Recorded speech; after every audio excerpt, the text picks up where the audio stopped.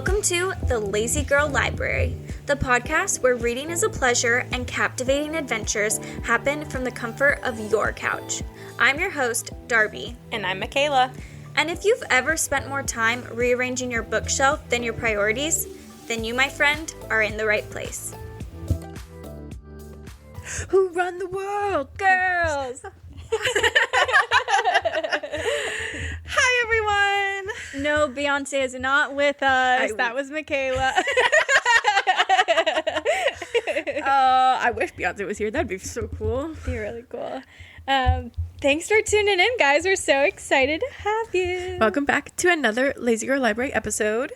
If you couldn't tell from my little intro, we are talking about women. This episode is dedicated to women in honor of International Women's Day. That was on March 8th and Women's History Month. So fun. Exciting for the girls today. Oh, yeah. And guys, boys, if you're joining us, I hope you learned something. Yeah. Join the girlhood. No. Yeah. Well, let's do a little check-in. What are our 5-star and 1-star for the week, month, day? So, my 5-star happened on International Women's Day. I had my bridal shower. Yeah, she did. She was so pretty. Thanks. So, that was really fun. My mom and my aunt, co-hosted together at my aunt's house. And they did, a whole Bridgerton theme. It was a complete surprise for me. So, I just showed up. And they had, tea sets set up from, my grandma's, china collection and silver collection. They were gorgeous. Yeah. So, it was really cool. They see it all pulled out and, had little lunch kind of nibble things and some desserts and cakes and cookies and just showered with love. And on theme for the podcast, everybody gifted me a book or book themed gift. It was so cute. When I read that on the invite, I was like, this is perfect. It was great. Yeah, that was perfect, amazing. I loved it. So many cool books, different cookbooks. Oh my gosh, you got this one hosting book or dinner party book? I'm obsessed. Yeah. I literally we were in the middle of taking pictures and I was like, can I go look at this book? I was like, just by myself combing through all your things. It was so good. Yeah, it was so cool. Yeah, that was a really cool one. My sister got me a go to how to massage correctly book, which is cool. She meant that for Josh. Let me know if you need someone to test it on. You can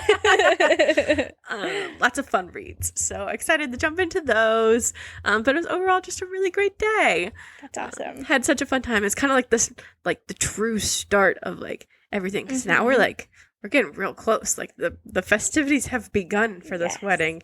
And I don't know. It's all going to come together and be great. I'm so excited and so stressed all at the same time. So we're just running on adrenaline, basically. You ride that roller coaster. So that was my 5-star. My 1-star, kind of related.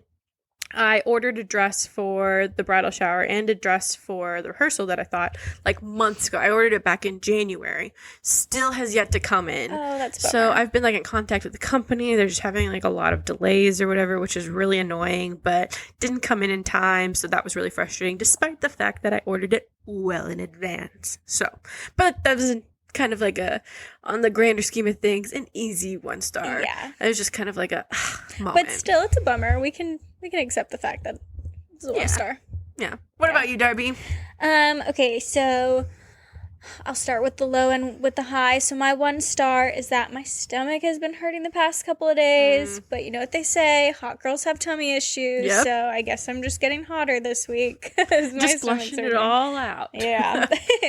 So, tummy problems are my 1-star.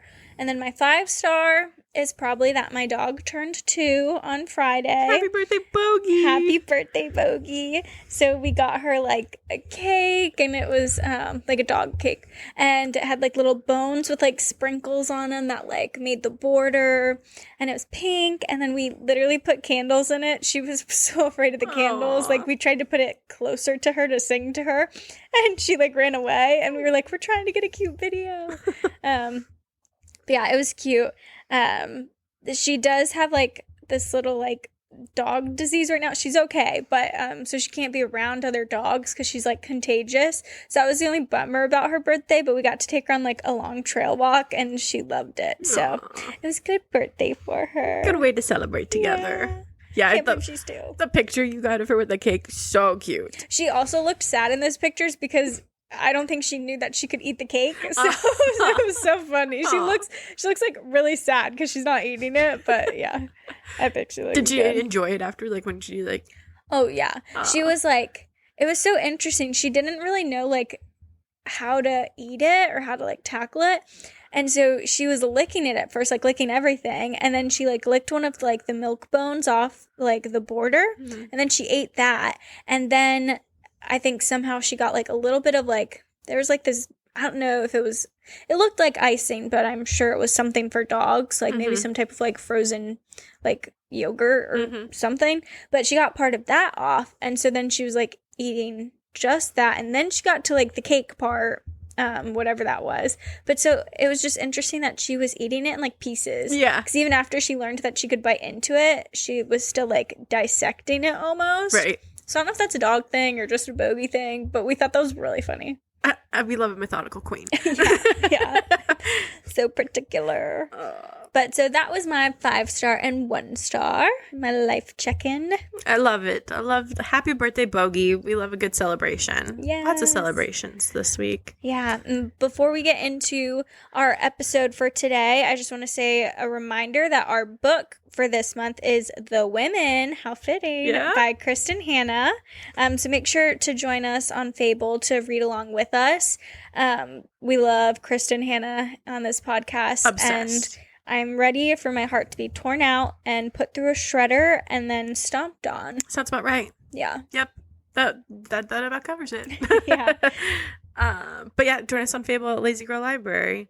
But this episode, all about women, discussing our favorite women characters, authors, creators, etc., and women who inspire us. So let's go, girls. All right, so starting in the literary space, who is your favorite female protagonist in a book and what makes her stand out? Okay, we both said the same person because in our notes. She's phenomenal. She is. Love Aelin. Yes. Aelin's incredible. From Throne of Glass. Yes, from Throne of Glass, which is an arguably like perfect series. But basically I love her because for a lot of female main characters, I feel like they have like a crutch of like needing to depend on someone. Like they, even if they are like spunky and like independent, like they still like rely on people. And though Aelin does like rely on a lot of people, I think she doesn't need to depend on anyone. And though she doesn't depend on anyone, she cares for everyone. Like she's really selfless, but at the same time, she knows when to fill her cup up. So I just think she's, like, very mature. She's so, like, smart. And, like, she's always got a plan. True mastermind. Yeah. Yeah. So I know you have notes, too, but those are just some of the things about Aelin that I love her. No, completely agree. I also really love, like, her faults and her flaws that I think are written so perfectly because I think that like by showing that and how she's like knows that she's not perfect in the slightest and makes all these mistakes, but it never stops her from trying and like giving her all for the people that she loves. So I think it just adds like a realness to her that's really relatable because it's like the trials that she goes through kind of thing. Otherwise it'd be like too easy. She's too perfect. Yeah. I think it's kind of like the opposite spectrum of like, so she doesn't depend on anyone and it's almost like the outside people are like, but we want you like to let us in on the plan. Like we want you to know that you care for us and we care for you just as much, which I think is sometimes things that I think just in real life people need to know. Absolutely. Yeah, it's so real. And she just embodies everything that I love and want from like a female main character. And her ultimate mastermind, like, the way her brain works. I love it. But I also love too how she can go from like being badass warrior to like still embracing her femininity and like loving like pretty dresses and the glitz and the glam and just like curling up with a good book. Yes, because you don't need to choose. Exactly. Yeah, you can be. Yeah. Oh my gosh. I love that. Yes. I feel I very much relate to that because I'm someone who loves to be girly and stuff. And then I'm someone who loves to drink a beer. Like, it sounds. Well, and you're so sporty too. You get out there and you can get down with the boys too. Thanks. Dudes and derbs. Dudes and derbs. I have worn that phrase into like the ground. But yeah, but you don't have to be like put in a box. I think that's another thing, especially for girls. It's like you have to fit into like one category, and it's like you don't. I told actually my coworkers today that I'm like a hobby hopper. I love to try different hobbies, but I'm not like locked in on any of them. So I'm mediocre at a lot of things and just not good at anything. Jack of all trades, master of none. Anyway, kind of like Aylin, like she's doing it all. Like Absolutely. She's just trying. Yeah. No, I think she's one of those characters that's like so well developed that I feel like every woman can find something to relate to in her. Yeah. What do you relate to most in her? Oh, probably the asking for help, honestly, and that fault, because I take so much on myself. Oh, for sure. Yeah, you know. It's not that and it's one of those things that I think with Aylin is like, you know that other people are willing to help you, but you don't want to put the burden of what you're going through on somebody else, because it's yours to care, that you want to like take care of. You don't want them to go through it. But it's like, but they want to help. I know, but that's why it's like such an eye-opener. So it's great, and then having her have a lot of these like faults and things, for you to see yourself in that, it like helps you like realize and like take those messages back and being like, it's okay to have like. That's why like it takes a village for everything. Definitely. And to really utilize that, and like it's okay. Yeah. So yeah. What about you? What do you think is like what I said before, like how? Oh yeah, yeah. If you rewind, so engrossed in what you're saying that I didn't even realize you answered your own question. No, you're good. You're good. I do also want to give honorable mentions to Manon. Also from Throne of Glass, and Nesta from A Court of Thorns and Roses. She's my girl, and I love them both. I think they're also really amazing women characters that, again, have their faults and their flaws, but then also like the way they work through them. So those are kind of like my honorable mentions. Ooh, I'll give an honorable mention. Addie LaRue is an honorable mention. Love that for you. And then basically any female main character by Emily Henry or Abby Jimenez. Yes. She does those girls well, or they do those girls well. Just love a good written FMC. Yeah. So what is a book written by a woman that changed your perspective on something? Speaking of Addie LaRue, I'm going to go with The Invisible Life of Addie LaRue by Victoria E. Schwab. We read this as a book talk a while back, so if you haven't listened to it, listen to it, because I feel like we had lots of thoughts, and it was a really fun discussion. But I think where it changed my perspective is just kind of like on life. You know, you always feel like something's missing, or if I could only change this one thing, or if I could remove this one thing from my life, then it would be so much better. But as you see in the book, when they're just like, please don't let this happen, or like, please let this happen, just trying to change their life to make it better, it essentially makes it way, way worse. So just kind of, you know, instead of saying like, if this could happen, then I would be happier. But what if your life is already great? Like, you know, take a look around and take in, like, the things that you're grateful for and what does fill your cup up and how you are loved by certain individuals. And yeah. No, that's so good. That actually, I saw a TikTok today of a woman talking about a TikTok she saw. TikTok conception. Exactly. But basically about this 80-year-old woman whose like biggest advice was don't when your life away. Ooh. And so it's like so good. Her whole story is like, when I have kids, then I'll be happy. When I'm married, then I'll be happy. When I have grandkids. And then she just did that, and now she's 80 and realized that like happiness isn't like the destination, it's like the journey. And to try to like wait for, and like that's when things are going to get better, then you're always going to be moving that dial forward. You're never going to reach that. It's so true. I think a lot of our baby boomer parents are recognizing that with, you know, retiring and saying like, I'll do it when I'm retired. And then there are some things that they can't do because of their bodies, you know? So true. It's just, you have to do things now. It's not guaranteed. Yeah. No, that was a great choice. Thanks. Good pick. Tell me yours. Mine is The Nightingale by Kristen Hanna. I almost said the same one. So Shocker. Good. Are you guys tired of hearing us talk about this one yet? Well, too bad. This book altered my brain chemistry forever in like so many ways, but specifically for this question, it was really interesting reading about like World War II from the perspective of Vianne, or like the women who stayed home while the men left to like fight.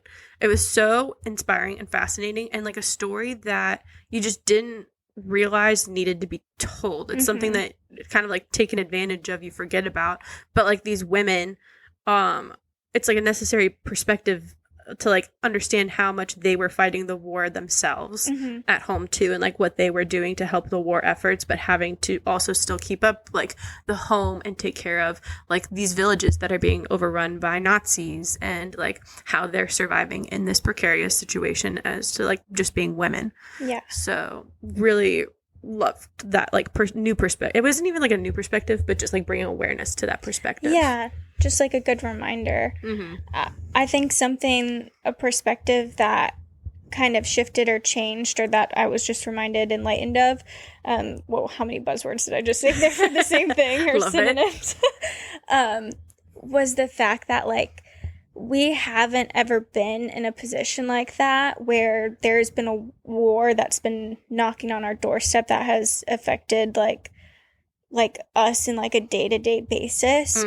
But currently there are people that are being affected by wars. So and it's true. Just like, it was such like an ignorant feeling on my end, like take it once for like granted. Yeah, so yeah, I just like makes me want to care for more of the world. Absolutely. Because yeah, no one deserves to like go through that stuff. Yeah. No, that's such a good point. It's as much as it's like, yeah, World War II, but you're so right. It's like even happening today, and like we're in such a privileged spot to like not even be thinking about that and having to worry about it, whereas like women are living this every day. Yeah. So valid. Wow. So sad. Great point. We will be saying prayers. Yes. Okay. If you could rewrite a male-centered book or story with a female protagonist, which one would it be? Okay, this kind of works out because I just finished this book, but maybe Red Rising by Pierce Brown. So there's a male main character, and it just felt like that things came too easy for them. And like, I know it would not have come that easy for a girl. And even there was a girl character in there that it's definitely, the book is not centered around her, but like her journey through the book, which we're only getting tidbits of, sounded so much more interesting than his in some ways. I don't know. But I just think maybe like the female's perspective, or like that character's perspective of the girl in the book, would have captivated me more. And maybe it is just like a biological thing of like, I'm just not connecting with the man. Because it wasn't like a bad book, but I just like wanted more, and like like there was depth, but at the same time it just like wasn't where I wanted it, I guess. So I don't know if that's just like a me opinion, but that's my opinion. That makes total sense. Yeah. And it's hard to like talk about it without like getting into spoilers, but I guess the best way that I can put it is, you know, he had to go through a journey and a trial, and it just felt like everything worked out for him. Maybe it's kind of like there wasn't as many hurdles. Like there were, I don't know, just like, it all worked out. But maybe that's like the difference between like men and women too, is it's like we think so much deeper on a lot of these things. So like we want more of that like in-depth complexity from like our characters, versus like men don't necessarily, not saying that all men are like that, but generically speaking, don't have that kind of like constantly thinking about the complexities of other people, their emotions, things like that, to where like we would want that. So maybe that had something to do with it too. Maybe. Which would make it interesting as a female character. Yeah. But tell me about your story. So I am a big Greek mythology fan. So I would love to see a retelling of like the Iliad and the Odyssey if the men were actually women.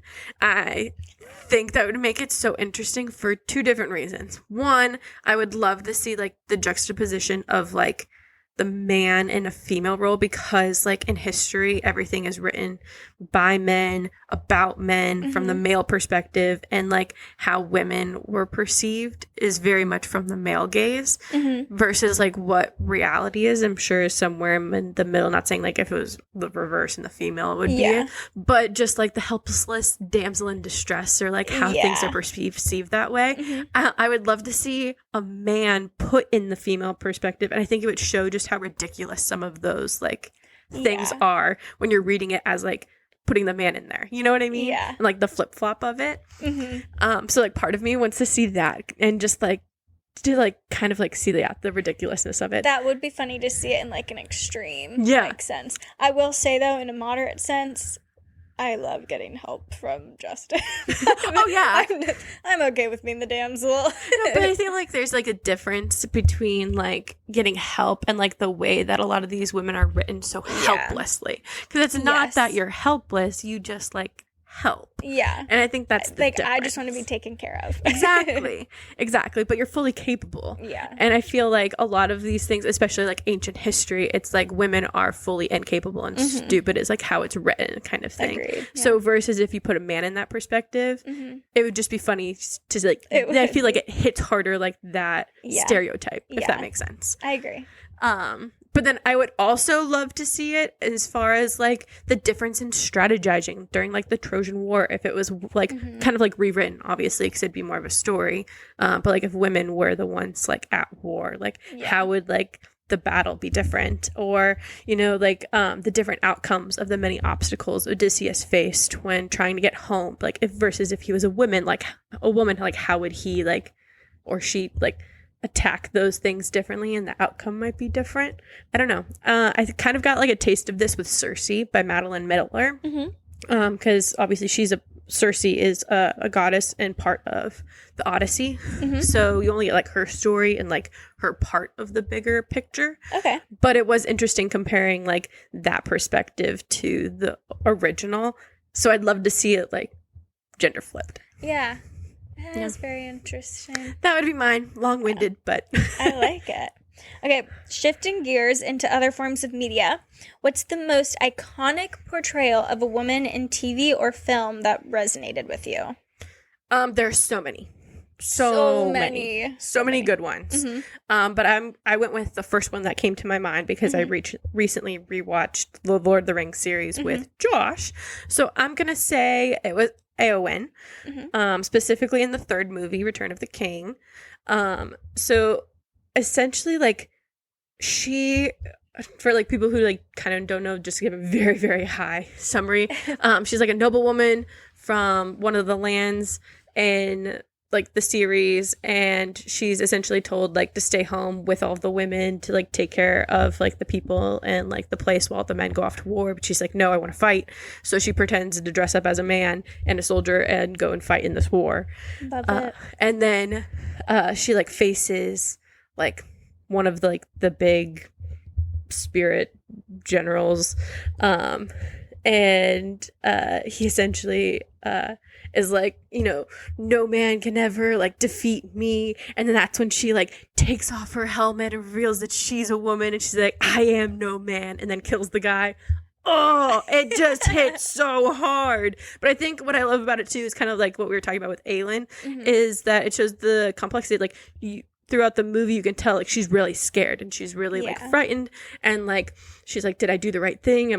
But then she does it anyway. Like she pushes through the fear, and so it doesn't take away from the fact that she is scared, but it adds to like that character growth. And then the reveal, and I am no man, just hits hard. What did Josh think of that part? He loved it. No, he loved the whole series. Oh, yeah. So yeah, that's mine though. That was just an iconic one that just got me going. Hit you hard. Women. What about you? Mine's a bit more lighthearted. That's okay, because that's what makes it fun. So I thought of like a couple, but Gilmore Girls and New Girl. So Lorelai and Jessica Day. I feel like they're all just trying to live their lives in this world, which is hard. but they're also not like taking life too seriously, and they know when to have fun. And like specifically Lorelai, she is a strong, independent woman, raising Rory on her own. But like she's so quippy and she still has fun with it, but she really just gets her stuff done, and she doesn't have to be like emotional about it. And she puts a good emphasis on food because food is so important. Absolutely. To all women everywhere. No, those are such good ones. Yeah, and then Jessica Day, I just, like, relate to her, and, like, I feel like she just, like, wants to, not that she, like, wants to fit in and change herself, but she wants to, like, be herself and, like, be a part of it. Like, she wants to be a part of what the guys are doing, and she wants to, like, show up for her friends, and, but, like, she's not going to change that she's wearing her polka dots or that she might be doing silly voices, or even if you find her annoying, well, that's just her. So I like both of them a lot. And then an honorable mention for the Bring It On franchise. All the love it. So sassy. That's so funny. As a kid, I loved those movies, and, like, those were my girls. Yes. No, I can totally see that. I love that. No, those are really good ones. Thanks. But like, who would be your ultimate female role model in pop culture, would you say? This was kind of hard in thinking of like role model, and I'm sure there are others too, but the one that was coming to my mind was like Sadie Robertson. Good one. So she's got like such a good head on her shoulders, and what I really like value in her, which she has no like, she couldn't plan this, but we're around the same age, and I just really like align with her values, and it's neat to see like what she does and to like take inspiration from it. And so yeah, I just think she's living a good life, and she's just like really sweet and down to earth and vulnerable with people. So I think I like her a lot, and I think she's a good role model for me. And then another honorable mention, the Pink Power Ranger. I love that. What about you? My forever queen, Julie Andrews. Oh yeah, that's a good one. Love her. Princess Diaries is like my favorite movie of all time growing up. Still is. It's my comfort movie.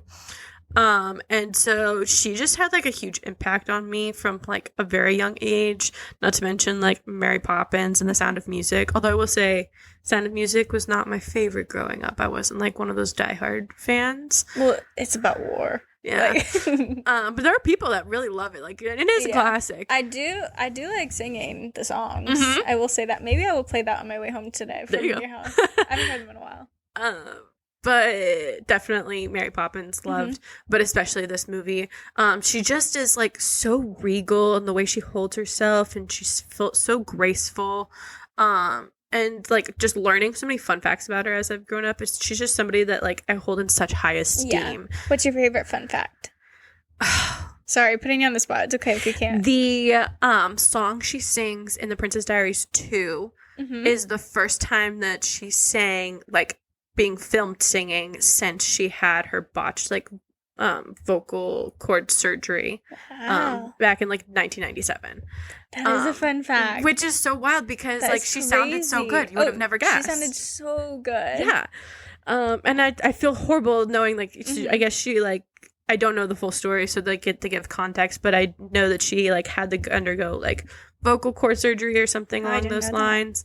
Obviously back like in 97. And it just went horribly wrong, I guess. And so she went from having like this beautiful voice. I remember reading like, I think she sung for Queen Elizabeth when she was 13. Like had this amazing voice, and then all of a sudden she like lost it because of... I hope she puts out a memoir one day. Me too. If it doesn't already exist, I should look it up. Yeah.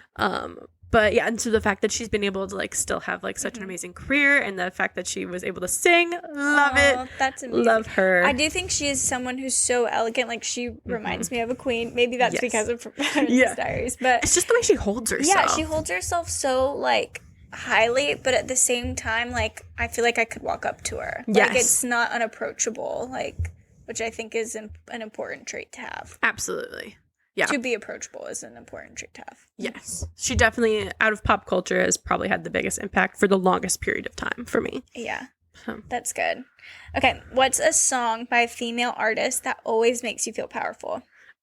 Man, I Feel Like a Woman by Shania Twain. Yeah, that one's so good. Iconic. It's a classic, been a staple since I was a little girl. The music is when just you hear like that beginning, it's like, let's go, girls. Yeah. Or even just, so good. The music is just like, it's kind of like, it's fun, but also like kind of powerful and spunky. But then the lyrics are just like the epitome of girlhood, womanhood. It's just fun, and it gets me going. I love it. Fun. What about you? Okay, I have 3. Yes. There's so many, and I probably could list more, but the first one that came to mind was Hayley Williams on Paramore, or with Paramore, Misery Business. That one is so fun to just like belt out. Yep. And then Britney Spears, Piece of Me. Ooh. That one makes me feel that one makes me feel powerful. Yeah. You're a big Britney fan. That's all I can say.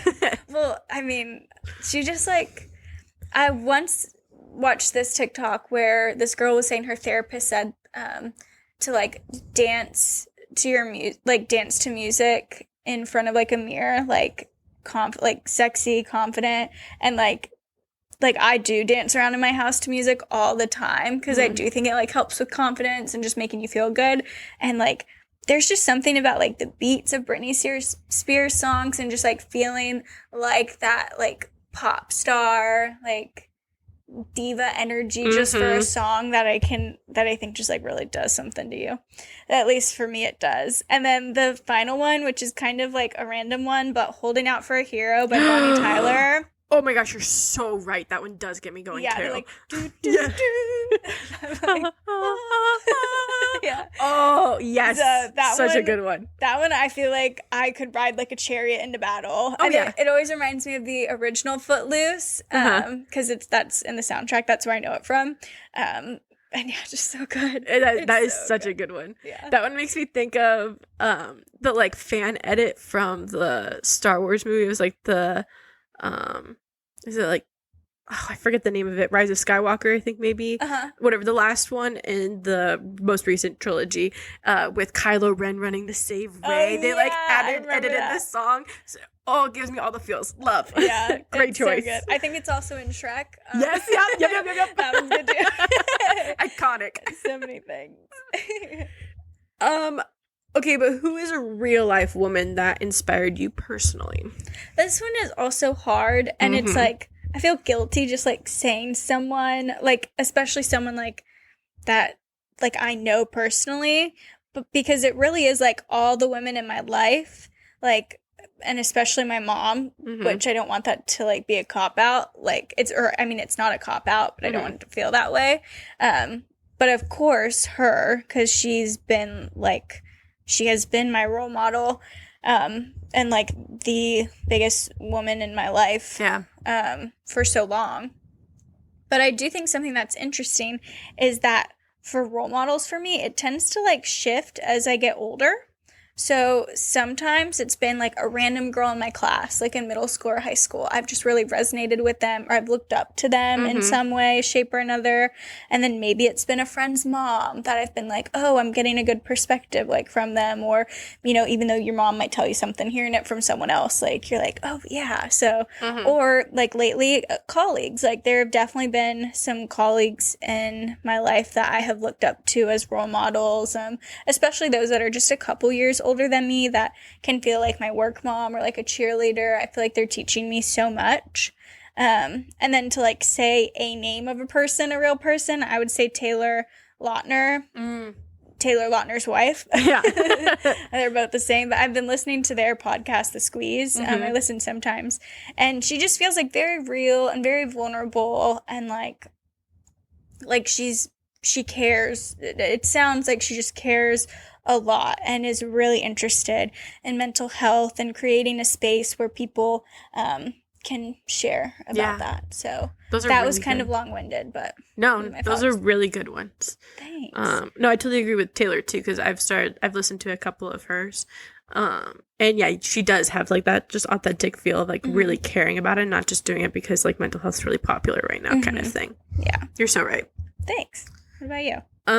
Yeah, I'm with you. Like my real and true answer is like the women in my family, especially my mother. Like these are the people that you grow up seeing and like who like embody being a woman and like who you want to emulate growing up.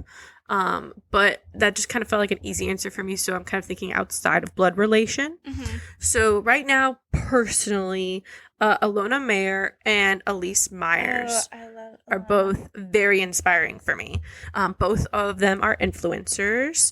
Alona, she just won the bronze medal. Yeah, she's not just an influencer. She's an Olympian. She is. She won the bronze medal in rugby this past Olympics. But I've been following her since the previous Summer Olympics. An OG fan on TikTok. Yeah. No. I just think I found her because I thought she was really funny and she was posting like all the behind the scenes stuff in the Olympic Village and it was just like funny and good content. But she's really had like a really amazing impact on like how I view myself and like self-confidence, because I feel like there's a lot of things and a lot of people say the same thing. So it's not necessarily that the message that she's putting out there is like new, but it's just taking the right person for it to like sink in. You know what I mean? And that's what these two women do for me. So it's like the self-confidence and like what beauty is and how you can be like strong and powerful. And like obviously she's such an amazing athlete, but then she wears lipstick on the field because she's also super feminine and like embraces that with her. Yeah, I love, similar to how we're talking about Ayla, and I love that crossover. Yeah, it's so great. And seeing it, like I've seen different people post about like their little girls like really like resonating with her a lot, and like seeing them like start to realize and like soak in that message too is just like really inspiring. So I'm obsessed with her. And then also Elise, I've been following her for a very long time. And she's the first person that helped me like kind of realize what representation matters, like really sink in. Obviously, like you understand the concept and like you agree and like you everybody should feel like represented in like the media that they're consuming. But again, it's just like one of those that she was the person that really like let it sink in for me, specifically with just like her neurodivergent stories. And it's not even that she talks about it in a way and like her journey, she kind of does, but it's just more like the way she tells stories, the way she communicates when she talks about like her social anxieties or stress in like such a funny way. But it's like, oh my gosh, no, that's exactly how I feel and that's exactly what I think. And like you think that you're the only one, but then seeing somebody else talk about it, you're like, oh my gosh, that's insane. Like I really, really connected with her in like a really good way. So yeah, just like her daily struggles, triumphs, the way that she talks about it, it's just, really hits hard. They're both awesome. Those are good. Those would be mine. But what is the best piece of advice you've ever received from a woman? Again, that is so hard. It is. Most of these come from my mom.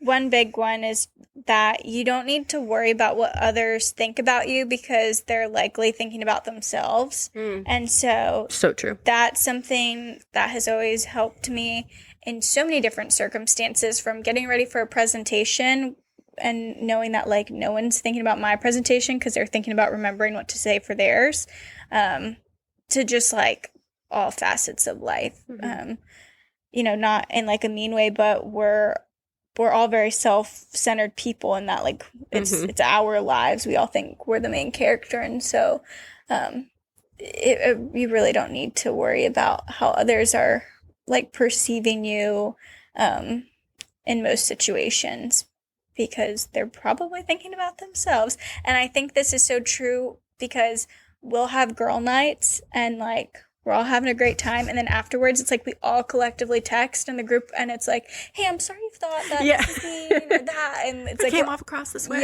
And so it's like we all are just thinking about our own like faults, so you don't need to worry about like what others are thinking about because they're just thinking about themselves. True. And then another one, which is super similar, but fake it till you make it. Kind of same thing. It's like not a single person has done this before. No one has lived life before, so no one knows what they're doing. And even if someone's done something before, you're not wrong for doing something the first time or for making a mistake or for learning. And so just like fake it, you know, and then if you do make a mistake, then it's a learning opportunity. It doesn't mean that like you're bad or you're wrong. So I don't know. It's Those also are two like, that I like. it's like law of attraction too, because it's like whatever you put out is what you're getting back. So even if you're not confident, if you're faking that confidence, then you're going to like attract confidence and like the perks of being confident kind of thing too. Yeah. Yeah. So those are really good ones. Thank you.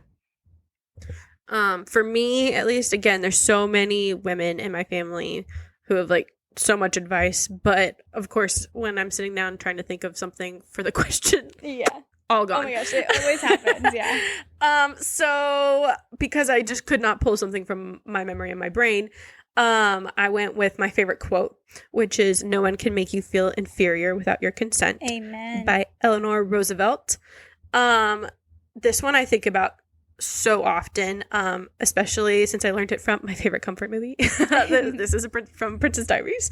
But it's just like, you know, like how we're perceived is obviously, like we talked about, like something that everybody really struggles with, especially as women. I feel like we're even more conscious about like what people think of us. So this has just really become like my mantra when I'm feeling particularly self-conscious of like nobody can truly make you feel that way unless you let somebody make you feel that way. Yeah, I love that. Kind of the same thing but worded differently. My mom used to say, don't give them power over your emotions, or like, why are you giving them power over your emotions?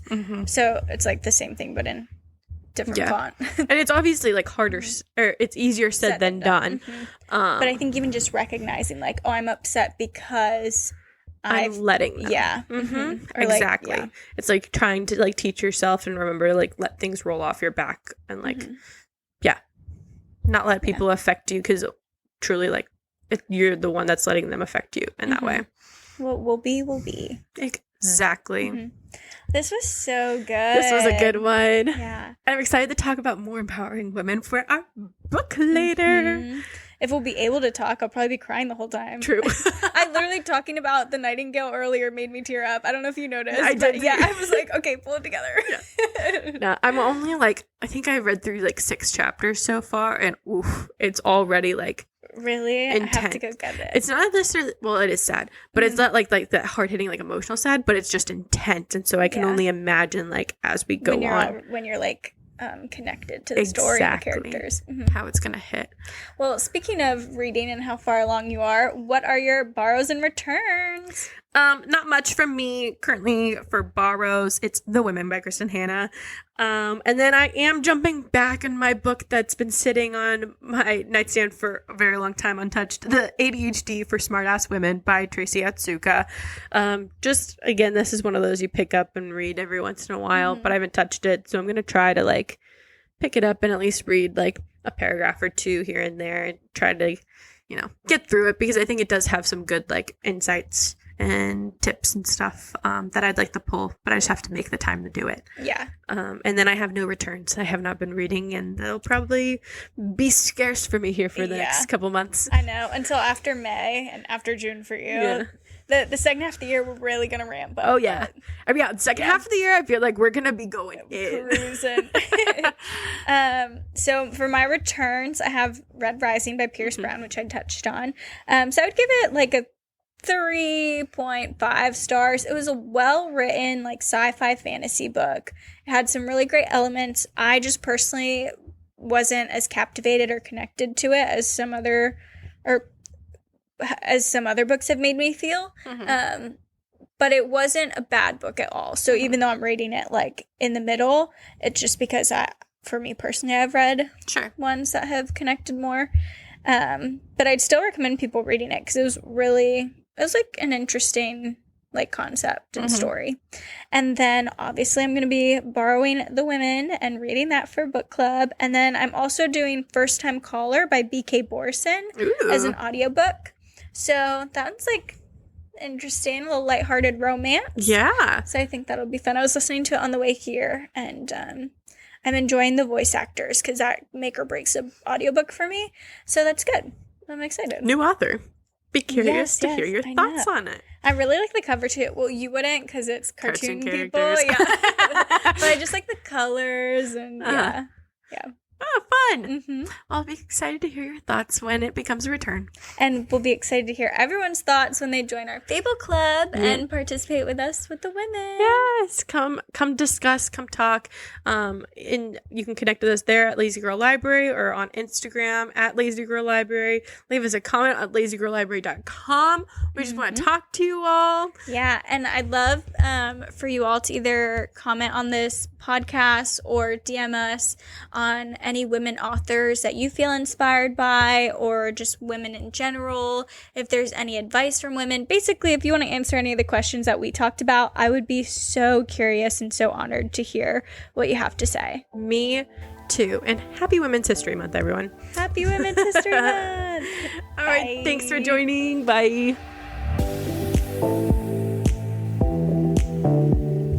Well, dear listeners, we find ourselves at the end of another episode. And remember, the Lazy Girl Library is not just a podcast, it's a community. We absolutely love hearing from fellow book lovers, so don't forget to share your thoughts and your favorite reads with us on our social media. You can find us on Instagram at Lazy Girl Library.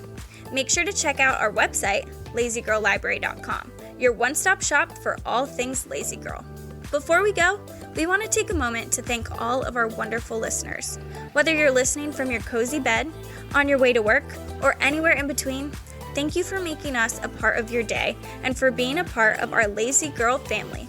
So keep those pages turning, keep those imaginations flourishing, and remember, the best stories are yet to be discovered.